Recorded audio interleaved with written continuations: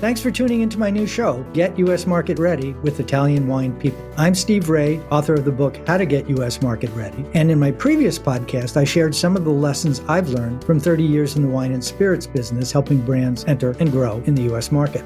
This series will be dedicated to the personalities who have been working in the Italian wine sector in the U.S., their experiences, challenges, and personal stories. I'll uncover the roads that they walked, shedding light on current trends, business strategies, and their unique brands. So, thanks for listening in, and let's get to the interview. Hi, this is Steve Raye, and welcome to this week's edition of Get U.S. Market Ready with Italian Wine People on the Italian Wine Podcast.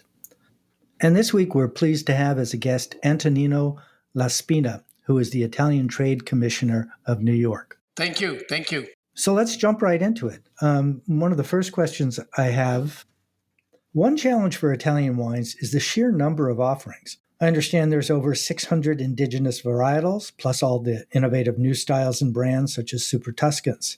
In addition, consumer familiarity with Italian wine varies by market. How do you expose and expand consumer recognition of all that Italian wine has to offer? Some experience that we had during the 2020, such as the promotion of wines with some selected Italian restaurants, has given us the chance to elaborate a strategy that is going to be developed in the future. And we are confident that this is give us the chance to get in touch with important players, as I mentioned, in new areas, new cities, new metropolitan areas, because we have seen that what is moving in this market is the combination of the Italian wine paired with a pairing with the Italian food. After all, we can say that out of the almost $5 billion of export from Italy, we have almost $2 billion of US dollars of wine, so it's almost 34% of our export.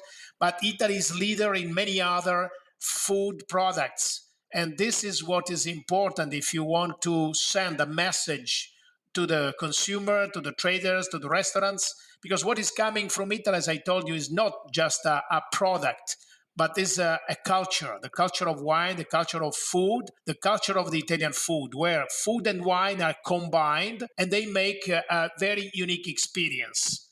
And this is going to be in the future. A comment here, I got asked, forget what the specific question was, but my answer was, if it grows together, it goes together. And I think that's kind of a model for, what I drink when I'm in Italy. I'll drink something different in Bologna than I would in even Verona, right? Or certainly Rome or in the South. There's a new TV show that's airing in the U.S. It's probably on the 4th out of 5th with Stanley Tucci. Yes. I don't know if you've had a chance to watch it, but I think it's extraordinary. The only negative I have about it is he doesn't talk about wine at all. He waxes prolific about how wonderful Italian food is, which is true. You're making a point now about wine and food kind of go together. How can you guys, or do you have plans to leverage, the media power of that being seen by millions and tens of millions of people? Yes, of course. I am aware of the success of the Tucci's program, but as you know, it's different, the approach that as an Italian trade agency we have when we have to deal with this kind of subject. That was a kind of course, private initiative, so they were focusing on food. We have always been focusing on this combination of wine and food coming from Italy. If you want, the experience of the success of Tucci's program is giving us an additional strength to work more and more on the fact that we have to combine wine and food. Of course, we are not going to make every single activity or action where we are combining food and wine. For instance, when we have to go for the training courses for wine specialists, wine connoisseurs, we know that we have to specialize on wine. And this is what we are going to do as well. We tried during the 2020 to combine some events. We send wines to the specialist and we had the lecturer that was positioned in some place that was different. But in the future, we are going to take advantage of the digital tool to have, for instance, the first cycle of lessons and lectures digital, and then we can select in a specific place, a limited number of people that are going to have a more specific education. If you want, this gives us the chance to reach more people, but to educate a limited number of people that have been showing more interest for the issue of the Italian wine. Are you talking about the trade now or consumers? It can be trade and consumers. Of course, consumers, as you know, today is very difficult, is impossible. Whatever you would like to do with the consumers, it's difficult to gather the people. But this is going to be on two different levels. On one side, I always mention the traders, but we are aware of the fact that new consumers, they should be reached with the social communication, of course, with the new tools of the communication, but also we have to take them, in front of a glass of wine, and at the time that we are explaining why this wine is different from what the wine that they've been, accustomed with, it's the time that they have to understand that what is coming from other regions of Italy is equal in terms of quality to the other wines. In terms of values that are emerging from the market, we are understanding that the green approach, sustainability are becoming important factors in terms of evaluation of the old consumers and the new consumers. Maybe for the new consumers, this is becoming more important. Let me say that as a country, I think we are already there, in the sense that the great sense of respect that the winemakers in Italy have been showing during the centuries for the Italian peninsula is proved by the fact that is our scenario, our panorama looks like is a picted one, because it's in some ways perfect. You see some areas of vineyards now, they are belong to the list of the heritage of the UNESCO. So this is, I think, is very much in line with the new expectations and the new values that are emerging from the market. Wine that is coming from Italy is very much in line with this new trends, these new values. This is, I think, another plus, another factor of competitiveness that we can add. Up to now has been always, a competition on fantastic, the colors, the heritage, the story of the history of the family that has made the wine, the territory that has made the wine. I think in the future it's going to be how good is the wine in terms of respect of the nature, of the green approach, how sustainable is the production of this wine, what is the impact that making this wine for the American consumer, for the US consumer, has generated on the nature, on the land, and so and so. Here, I think we are already there. We can say that we have if you want, a certain certification. At the time that the people they come to visit Italy, they can see it's an open country where you can see and visit any kind of winemakers, and you can see the way that this wine is made by the medium-sized, the large, and historical winemakers, and the small winemakers that is now emerging with a new system of production of wine. So, one of the questions on these programs is how do you balance between consumer and trade? Obviously, trade represents a gateway to consumers, and it has to go through them to get to consumers. And then there's the whole consumer education thing, which some people can say is very complicated in Italy, and some people can say just the opposite.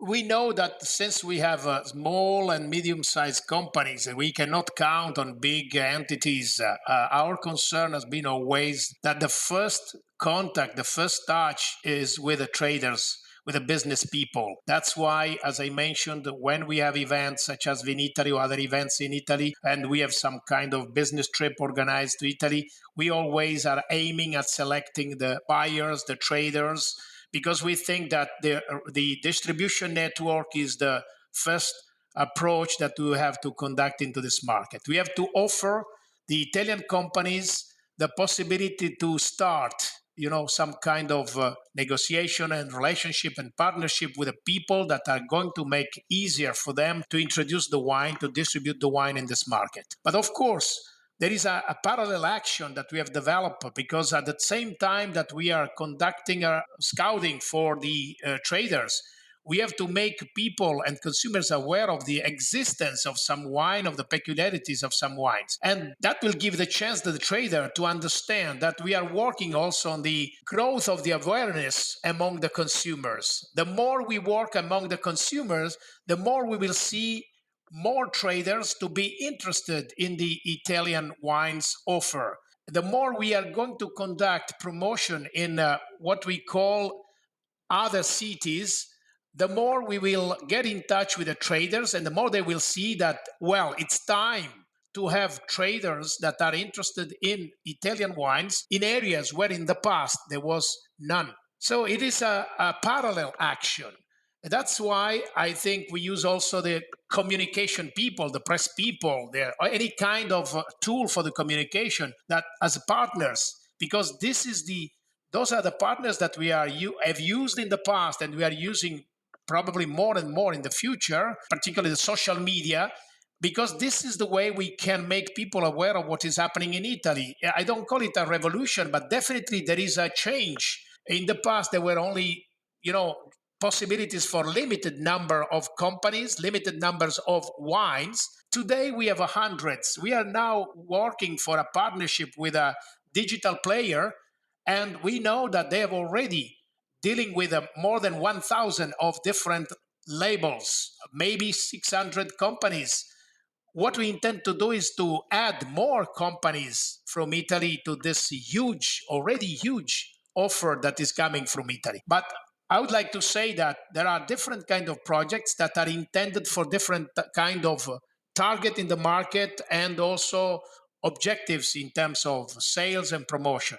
I just mentioned the Progetto Sud that gives us the chance to give the companies that are emerging from the southern part of Italy, not only for wines, but for other sectors, but the one for wine is a very important program because we are going to facilitate the contact between these emerging companies and US traders. We are going to work in order to make for the traders in the US possible to know more about some of the wines that you mentioned and some other wines that are not even been able to be known by not even by the specialist. So the future is in front of us, and we are going to work at different levels with the parallel lines.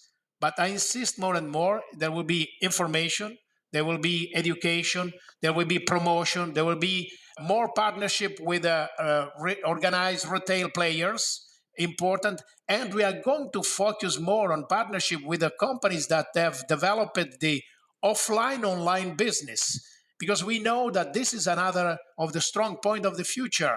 Oh, e-commerce you're talking about. E-commerce, exactly. And there are companies that are specialized only in e-commerce and digital trade, but also there are players that they play with the two different lines of business. And this is okay for us because they will give us the chance to make demonstrations and wine tasting at the physical place, but at the same time they can take care of the sales on the digital channel.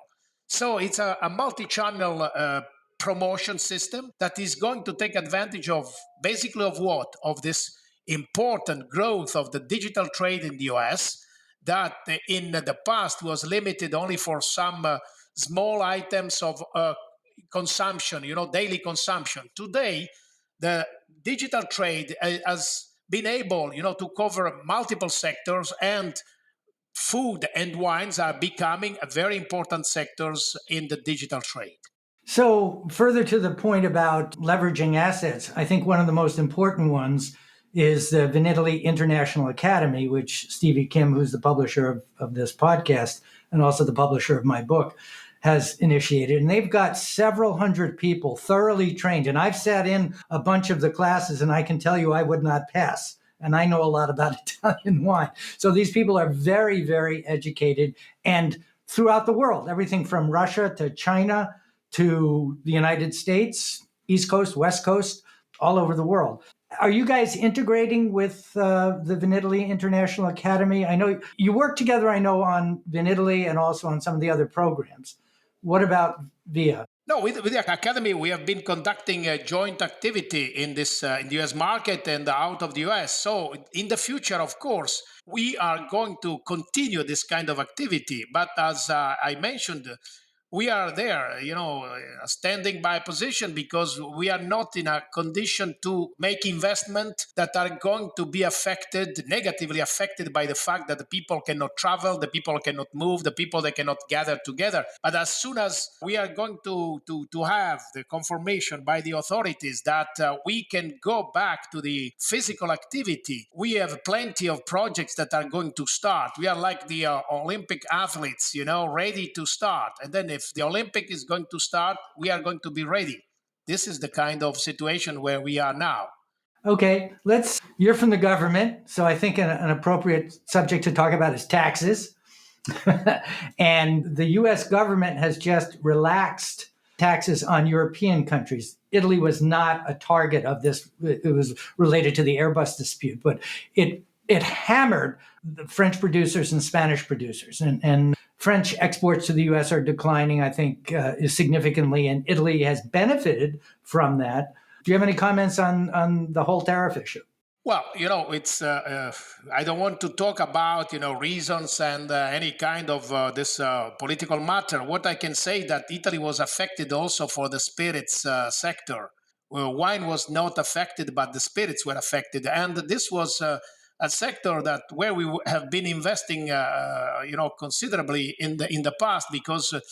Once again, it's a matter of culture. Our idea was to promote spirits as linked to the moment of what we call the aperitivo, this relaxing moment in Italy that we think once again is going to offer the people the chance of not using simply a product, an industrial product or whatsoever product, but the absorbing some kind of culture. The culture of aperitivo is a relaxing moment that people have inserted in the afternoon or whatever is possible to do this kind of thing. So the spirits were affected, and we have now tried to conduct some activity to push the spirits again. I think one that has benefited most is Aperol and the Aperol Spritz. I mean, one of the pleasures in my life is sitting in Piazza Bra in Verona having an Aperol Spritz looking at the Roman Colosseum. I mean, doesn't get more Italian than that. Yeah, but there are many other variations, as you know. There are many other interpretations. So it is what is important for us is the fact that it's not only a matter of spirits. Is what is coming with the spirit is this moment, this fraction of the life of the Italian lifestyle that the people now are absorbing. So you see more and more, even in Manhattan and many other cities, that the people, when they have to order something in the afternoon, it's just a spritz. Then it can be done with different kind of spirits. But this is very important. So this means that we were not affected in terms of wine. We were affected in terms of spirits. We are confident that it seems, as has been already announced, that there will be a period of 4 months where this kind of duty are going to be waived, are going to be stopped for a certain moment. But the idea is that at the end, there will be maybe, we hope, in the elimination of these measures. And once again, I think combining the post-COVID moment and the elimination of the duties, we are going to have conditions where a lot of physical activities with partners. You just mentioned the Academy of Vinitari, but we have partners such as Gambero Rosso. We have many the partners in Italy and in the United States, because all the professional people that we are going to engage every time that we have to conduct any market research to know more, those are we consider the partners, because without the collaboration of this skills, of this competence, of these professionals, I think it's impossible, even for a national agency, to have a better picture of the market, to understand what is necessary for this market, and to, if you want, to transfer all this precious information to the Italian companies. We are constantly informing, even with the seminars, with the webinar now, the Italian companies about the changes, the difficulties of the market, the regulations of this market, telling the people that this market is a very attractive market. Of course, it's difficult, but it's not impossible, because this market, in the specific case of wine, has been able to give, if you want, the laurel of the success to the small and medium-sized companies, to the traditional companies. But everybody knows that there are now some really small companies, but because they have been able to do the right wine for the right consumer in the United States, they are now collecting incredible results and success that was unthinkable 10 years or 15 years ago. Okay, so I'm going to challenge you on something here. I was watching another Stanley Tucci movie called The Big Night. Takes place in an Italian restaurant. And one of the things that occurs there is a consumer is very upset. She's served with risotto, wonderful risotto, presented beautifully, all that, and then asked for a side order of spaghetti and meatballs. And that's, I know, okay, but it's very, I think it's less true today, but still very significant that Americans think of Italian cuisine, a Southern cuisine, tomato dominated, red sauce, gravy, as we call it here. Do you see more and more people accepting more or encountering real Italian foods, even in the supermarket? And I think of Barilla as an example of an authentic Italian pasta. Well, I see everything through the data of the export from Italy. Export, the 2019 in sector of food was growing for 4 years in a row, and it was a constant growth of the Italian food from Italy. This means that Americans now are switching, if you want, to new model of dietary habits, of course. But what they are doing also, I think, among the Italian, so-called Italian products, also as a consequence of the activity, the aggressivity, if you want, of Italian companies and the activity of the Italian trade agency, more and more Americans are now understanding what is the real authentic Italian product and what is called the Italian food, the Italian product. We know that when we talk about Italian food, millions of consumers, they do not distinguish between the original food coming from Italy and what is called, or the so-called, or the, I would say, the Italian style food.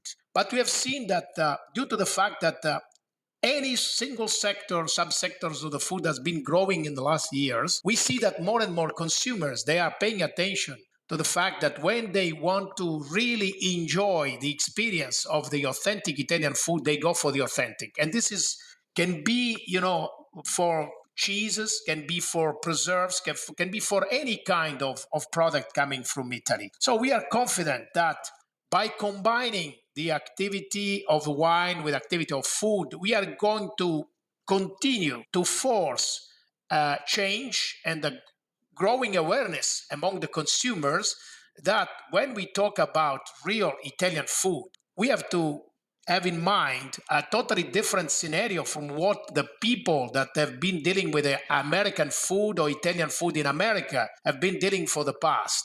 The Italian food because it's a cultural moment, is always in a continuous evolution, is changing.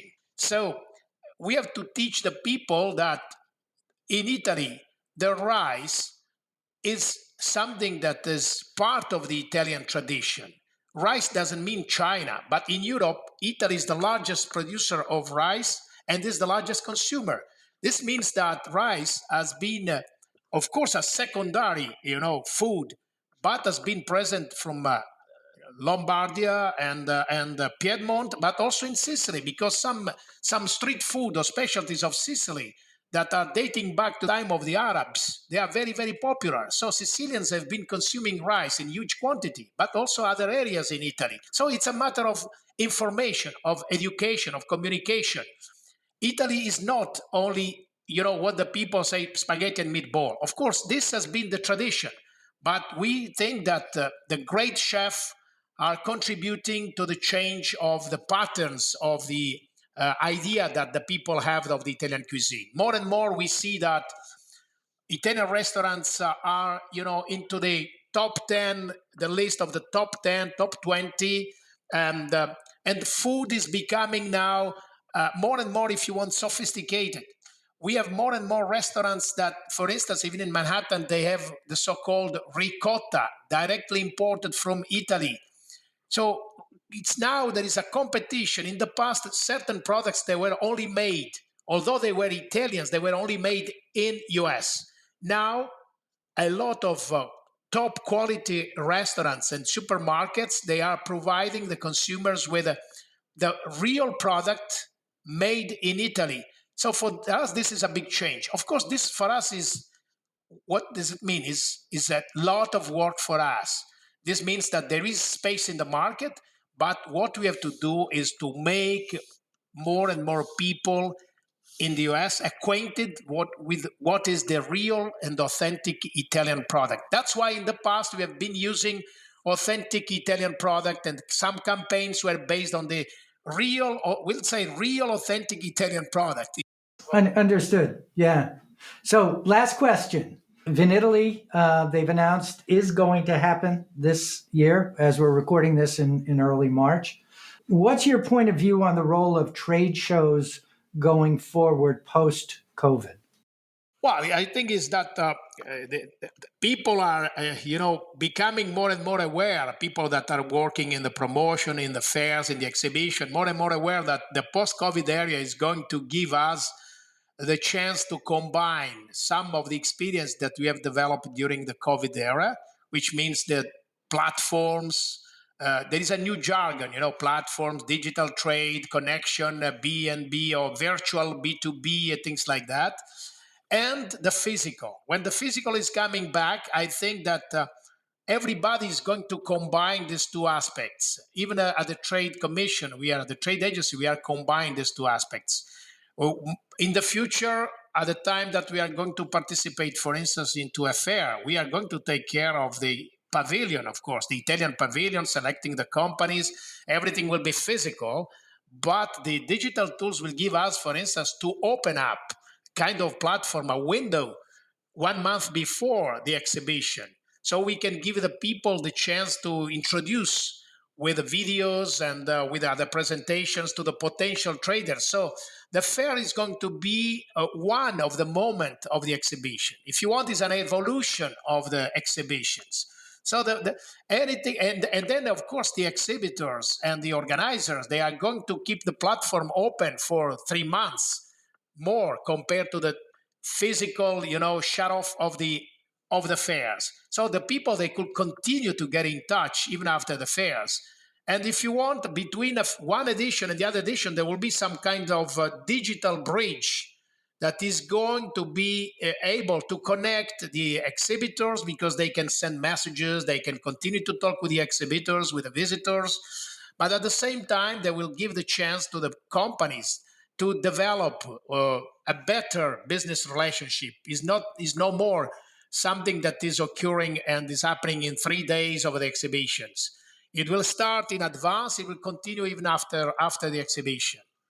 I've stated my point of view on that is that the real value of, I think, trade shows is you initiate. It used to be that you would initiate the conversation. You would meet someone for the first time at Vinitaly, and then you'd go home. Right now, I think the challenge or the opportunity with all the tools that we have is the conversation gets started, however it gets started. But the role of the trade show is to consummate the relationship, because it's the only place where you can do the two things you can't do online, which is look someone physically in the eye and taste alongside with them. And I think that is absolutely critical. It is not just the wine alone. It's the person who makes it, because brands are a lot more than just a varietal.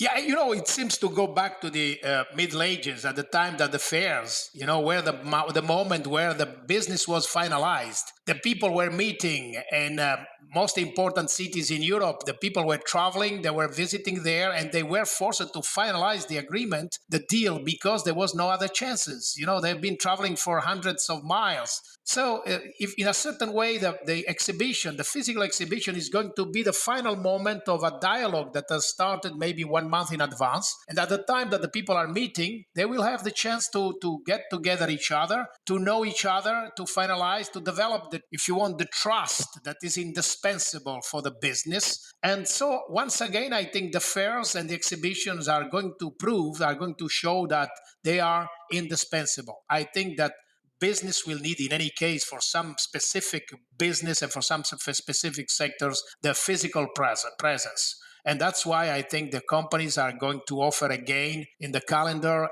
important exhibition, reorganized exhibition, rationalized exhibitions that are indispensable, particularly for the wine sector. Okay, we're We're going to close by, for those of you who are not familiar with Vinitaly, it's one of the largest trade shows, certainly the largest trade show in the international wine business, but also of all trade shows. And if you ever get a chance to go, take the opportunity. It is an experience of a lifetime. So I wanted to say a big thank you to Antonino Laspina, who is the director of the Italian Trade Commission, New York office, for his time sharing it with us and your thoughts. Thank you very much for joining us. Let me thank a lot for giving me this chance and opportunity to talk with your people, I would say, the people that have been following you. And I think that I remain available for any kind of additional information that that your people is going to need about the Italian wines and any kind of activity with Italy. Thank you very much. One more thing before we go. So a message to the listeners out there. We really don't know who you are, and we'd like to hear from you. You can reach me at steve@bevologyinc.com. We know that a large percentage of the people who are listening are Americans. Smaller UK, and even smaller yet is Italian. I don't understand that, and I'd like to understand who's listening and why. So if you want to reach out to me, I'd love it. Okay, once again, Signore Laspina and the Italian Trade Commission, some people I've worked with for many years, and expect great things from you in the coming year. Thank you. Thank you. Arrivederci.